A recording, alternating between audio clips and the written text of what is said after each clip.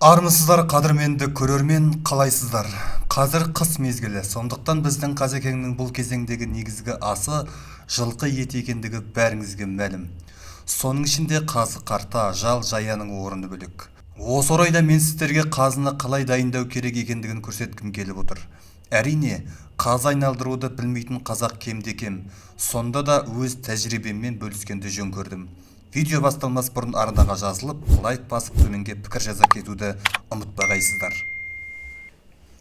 Қазы дегеніміз жылқының ащы шегіне тығылған ет.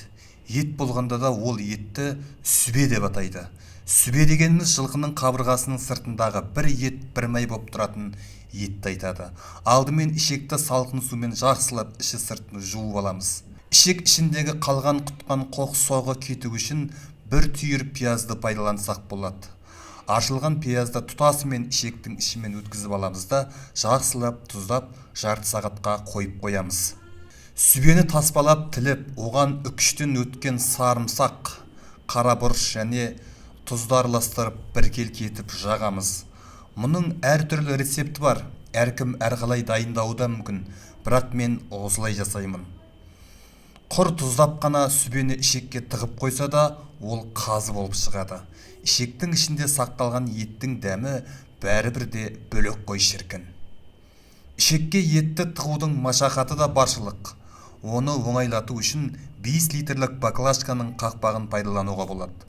Бүгін біздің қазымыз ірі жылқының емес, тайдың етінен дайындалып жатқандықтан 5 литрлік баклажканың аузы тайдың ішегіне үлкен болып сыймай тұр. Сондықтан онан гөрі шағындау баклажканы пайдаланып отырмын.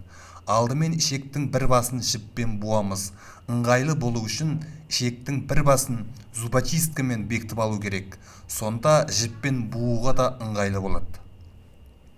Қақпақтың ішін пышақпен ойып алып тастаймыз да, әуелі қақпақты кигіземіз. Содан соң баронкаға ішекті кигізіп, қақпақтың бұрандасын бекітеміз. Содан кейін беймарал етті тыға беруге болады. Соғымдарыңыз сүйкімді болсын, еліміз аман, жұртымыз тыныш болсын. Бейбіт күнде ет жеп, қазы қартаға қарық болып, мамыражай өмір кеше берейік. Есен саулықта жүздесейік.